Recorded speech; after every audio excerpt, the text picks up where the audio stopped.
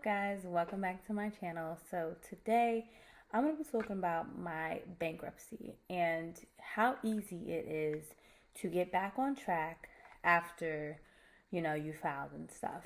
So let's just jump right into the video. All right, so I wrote some notes down right here in my notebook. So if I keep looking down, that's what I'm looking at, my notes. So I filed bankruptcy in March of 2018. And that's when I initially filed. So I had been going through a lot at this time. And when I mean a lot, I mean like a divorce, a couple of repos, an eviction. Like I had been through a lot to get to this point where it was just so overwhelming. And I was like, you know what? I cannot pay all these people back and my credit is now shot. Now, prior to bankruptcy, I had really good credit. I was in the 700s. And then it just went all the way downhill from there. So in March of 2018, I did not have a job and I moved back in with my mom. And this was right around tax season. So I said, you know what, I'm going to just do it. Bankruptcy, it usually stays on your report for like 7 to 10 years. But me, I was like, at the end of the day, I'm not going to buy a house. So it is what it is. Like in my mind, I was going to move back to New York and I wasn't going to buy a house. But we'll get there. So I said, have my car, have everything. So I filed a Chapter 7. Now, a Chapter 7 is where you just want to get rid of everything, like all your debt. And you don't want to make any type of payments and stuff on it because you can file a Chapter 13. And a Chapter 13 is just where you keep some of your assets, like your car and your house if you're in that situation. And you just make payments on it. It's like a consolidated loan, I guess. Like they consolidate everything. So I didn't want to do that. I was like, just take everything. I don't even care. Like, let's just get this Chapter 7 done.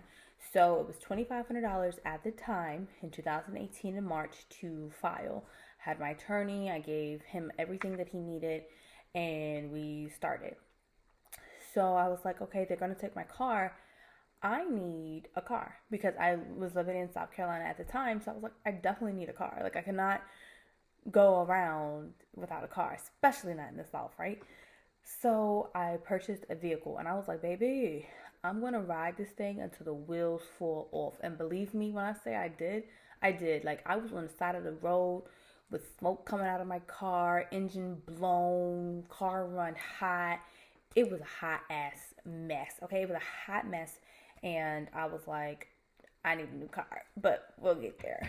So March 2018, that's when I filed. I ended up getting a job in April of 2018, which I'm still at, thankfully. Thank God for that. And in May, around my birthday, I was like, let me test my luck. Now, the bankruptcy had not been discharged at this time, but in May of 2018, I said, you know what? Let me go ahead and try to apply for a credit card. So I knew that I wasn't going to get like an American Express card or nothing fancy like that or whatever, So I said, I'm just going to apply for a Credit One Bank card. So Credit One Bank is supposed to be really good with people with bad credit. So my credit went from like 700 something and all the way down. It was like 3 something or 4 something. I don't know, but it was like really low. So I applied, and at this time the bankruptcy was slowly but surely, things were coming off of my report. Like it wasn't really coming off because it was still there, but like the balances had said, oh, bankruptcy. So my score was going up, but it was still bad. So I did get approved for a $300 unsecured credit card from Credit One Bank, and that was the start of me trying to rebuild my credit. So in June of 2018, that's when my bankruptcy was finally discharged, which means that I was done going through the process and everything like that. I just had to go to court. We had a conversation with the judge, and she was like, all right, I don't want to see you again, but I approve you. You're clear. And I was like, okay, cool. When this time I was like, all right, I got to do things differently. I'm not in my early 20s anymore. I have to get right. I made a lot of mistakes, late teens, early 20s. Got to clean it up now. So now I'm cleaning up my credit, right? So it's 2018, and June I got approved. I got, my bankruptcy discharged. So I was living with my mom, and I was still riding my car that was a hoopty-doopty. And I was like, you know what? I need my own space because at this time I had a son and he was 2, and my mom, it was just a lot going on. So I said, I need my own space. So I applied for an apartment and I actually got it. I got the apartment and I moved in August of 2018 into my apartment. My name, no one helped me, but it did come with some stipulations. I did have a deposit, which was the first month's rent and last month's rent, which was the deposit. So it was pretty hefty. And then I had to pay the first month's rent. But I had a job and I was saving my money. So I said, okay, I can do it. So I did it. And my rent wasn't even that much. It was like $800. So I lived there for a year. So from 2018 to 2019, I lived in that same old apartment and I did not move. Okay. I loved what I was doing. I had it made in the shade, honey. But I had to drive back and forth a lot, which now brings me into my hoopty-doopty car that I had, and I had to get a new car. So at this point, I was like, okay, I really have to get a car, and it can't be no hoopty because I need to drive from Alabama to South Carolina, and I don't need to keep on renting a vehicle. So I went to a mom and pop shop, and I don't recommend this, but this is what I did. So don't learn from my mistakes, okay? So I went to mom and pop shop and I said, hey, I need a car. And of course they approved me and I got a 2016 Camry, Toyota Camry. I love that car. It was actually really nice. And I drove that for a while. I got that. And I think I got that right around the time that I had moved into my apartment. So at this time it's like September and I only had the car for like a month. But and there's a big but there, I failed to put insurance on the car. Mind you, again, this is a learning experience. So I'm talking you through learning how to get past your bankruptcy and good credit, right? Because I'm at good credit now. But I didn't have insurance on my Camry. So somebody else was driving my car and bam, got into an accident. My car was not total loss or anything like that, but it did need to get fixed for $8,000. Did I have $8,000 to fix the car? No, I did not. So my car got repoed. So I go through bankruptcy and a couple months later, I have another repo. So I tried to get that on my bankruptcy. No can do. It was stuck there. So I said, okay, I need a car. Again, the same situation. I need a car. What can I get? So I went on Carvana. And honestly, instead of going to Hoopty, like a mom and pop shop, I would definitely recommend Carvana just because the payments are lower.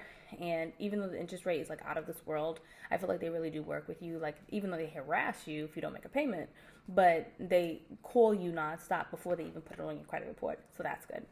But I got a 2017 Ford Focus off of Carvana in December of 2018. Mind you, I was still driving my Camry. I had put insurance on there, but it was I still needed work done, and I didn't have the money to get the work done.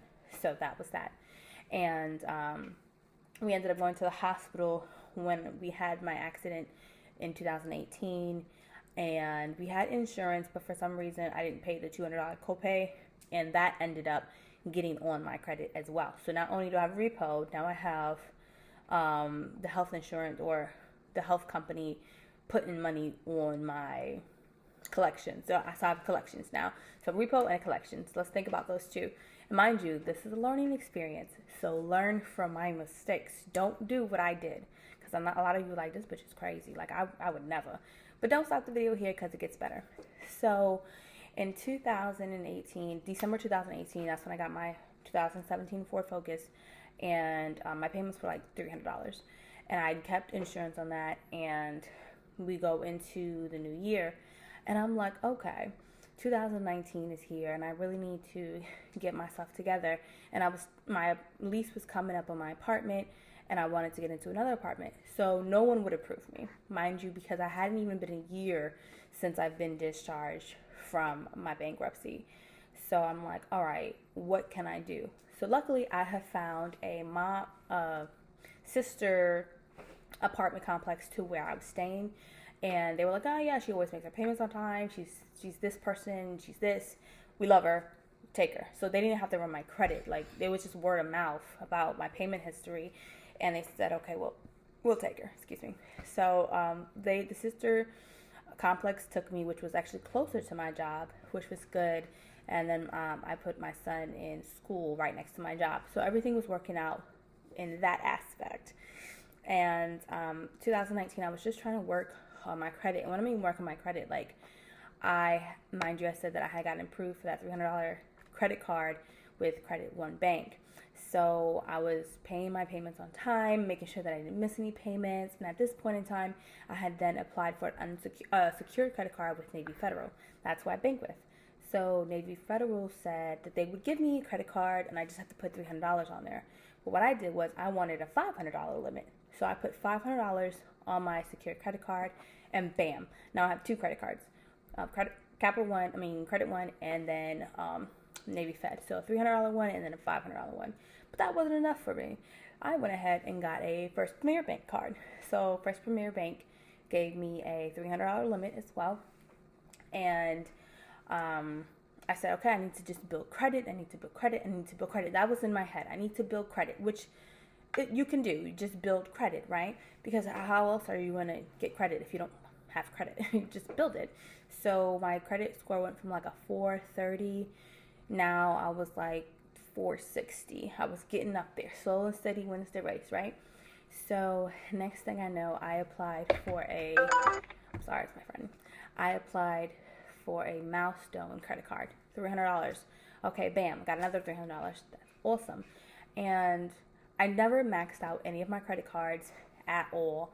I barely even used my credit cards. The only one that I really used was my Navy Federal because I did get rewards back. And that's another thing. Like, you really want to find something that's good with rewards. And that's what I got. So I got my rewards back. And I really enjoyed using that secured credit card. So moving forward a little bit, I ended up, all right, sorry about that. My camera died. So anyways, moving forward a little bit, in 2019, around September, October time, my mom had passed. And I was going back to school and a lot of stuff was going on. So I maxed out all of my credit cards. I was in Strayer University taking courses for my master's. A lot was going on, and I kind of just tuned out the world and forgot about everything. Forgot about my credit cards, forgot about my car note. I forgot about everything. Starting in September, because she was getting really sick in August. So August, September time, I just forgot about everything. She passed in October. And by November, I had like missed payments on my credit card. My vehicle was repoed. And just so many things were going on. So my vehicle was repoed, but I was able to get it back because I was saving and I did have a job. So I was able to pay for my car to have it back. So I was just paid up what I needed and got my car back. But I just never failed to make my rent payments. It is auto pay. But everything else, it wasn't auto pay. So I had late payments coming on. Never with Navy Federal, because that was like the number one card that I used. But with First Premier Bank and my Credit One Bank, I did have late payments. And Credit One actually ended up closing my account. That was the first card I got during my bankruptcy, but that was the first card that actually closed my account. First Premier Bank still kept my account open. I had a Fingerhut account, never was late, never used the card, never used Fingerhut actually, only for like around Christmas time. And then I had, my Milestone card and stuff. So I had Milestone $300, never late on that either. It was just my First Premier and my Credit One Bank that were late. So I did end up getting, what else did I get? I don't think I got any more cards at this point. At this point, I had all the cards that I needed. I still had a Nordstrom card from before my bankruptcy. I got the Nordstrom card in 2014, which was way before my bankruptcy, and I was never late. I never really used my Nordstrom card, so it wasn't included in my bankruptcy. So I still have that card till today. I still have that card. Not an increase, but still have that card till today. So in 2019, at the end of 2019, I ended up trying to catch everything up, and I called people like, hey, I'm sorry, my mom passed, can you take away this late payment? no, it's accurate, we can't. So I was like, all right, I'm not going to fight you for it. It is what it is. So moving forward into 2020, the pandemic started to happen, right? So I was still in my apartment in South Carolina, my new apartment in South Carolina, and I'm like, all right, I want to buy a house. So I called the people, I called the mortgage, and I'm like, mortgage people, and I'm like, hey, I want to buy a house. What can I do? My credit's at I think my credit at this time was 560, and I wanted to buy a house in South Carolina. And they're like, yeah, no, you have a bankruptcy. Like, we can do with your 560, but we can't because you have a bankruptcy and it hasn't been 2 years yet. So I'm like, 2 years? Oh my gosh, what? And at this time, it was creeping up on 2 years, but not exactly 2 years. So the mortgage guy was just like, just work on your credit and you can buy a house. So I'm like, okay, we'll see when that happens or whatever. So in June of 2020, I started thinking about moving from South Carolina because my mom had passed and I wanted to move back to New York. And I was able to move back to New York, but with the help of a friend. So in New York, they want you to make 20 times the rent, and then they want your credit score to be at least a 620. Now, I made the money, but I didn't have the credit score. So my ex at the time, well, my boyfriend at the time, not my ex, he helped me get the apartment, and he co-signed for me, and I was able to get the apartment in New Jersey. So at that same time, I was still trying to build my credit, make payments on time. I didn't get any increases or anything like that, but I was able to, just slow and steady wins the race, right? So I was building my credit slow and steady, and then I learned that being an authorized user on someone's account helps you grow your credit. So I was stuck around 520, 560 score, just stuck, like fluctuating. It would just fluctuate, right?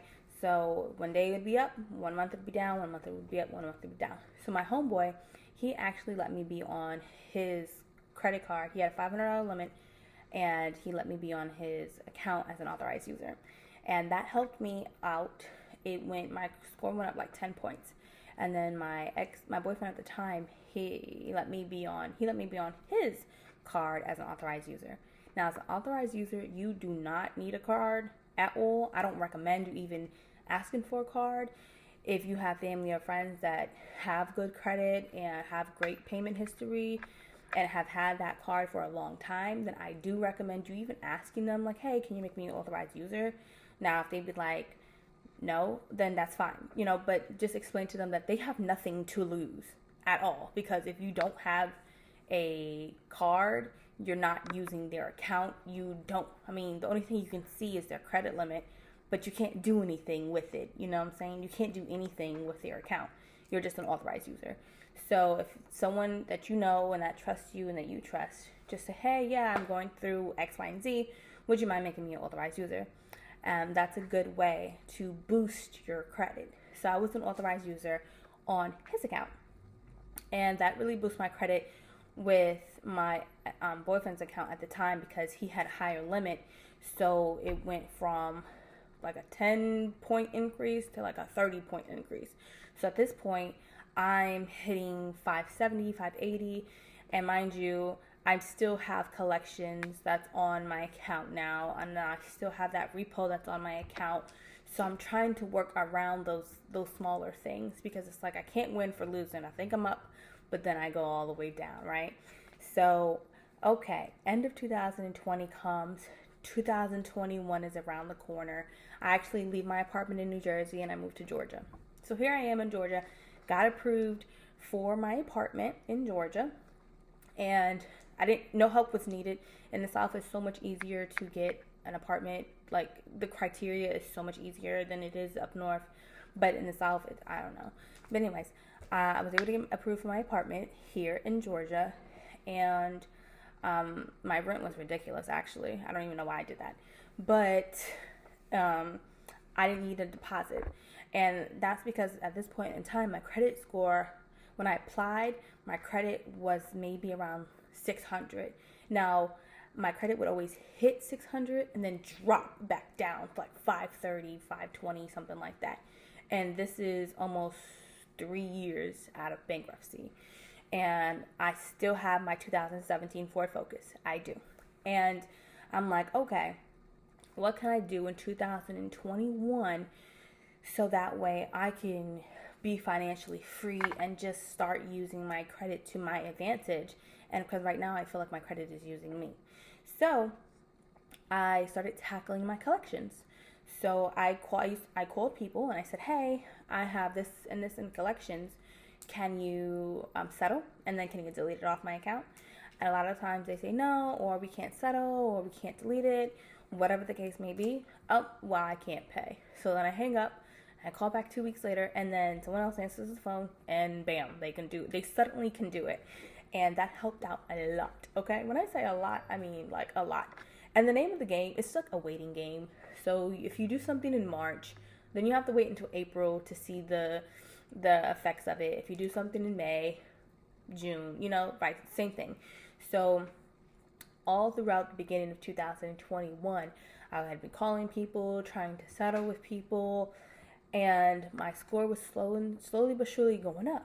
And every time I'd make an on-time payment, it'd go up, and it was just going up and going up. And by this time, I hadn't had a late payment since 2019, around the time my mom had passed. Okay, so I called up First Premier Bank, and I said, hey, look, I had a missed payment this year, this time, this date, and I need you to remove it. And they did, actually. They removed it because of my circumstances and what I was going through. I called up Strayer University, and I told them my circumstances. Hey, I was going through this, and this, and this around this time, and I didn't even take these classes. So what can we do? They removed it from my collections. So everything is removable. So don't think that it's not removable. And this is post bankruptcy or pre-bankruptcy. If you don't even want to go through bankruptcy, there's always a way around it. But I didn't learn this until after bankruptcy, right? So I'm calling people and I'm like, oh my God, delete this off of my collections, X, Y, and Z. And oh my God, this video is about to be super long. So what I'm going to do is I'm going to stop it right here, and then I'm going to come back for a part 2. See you guys soon.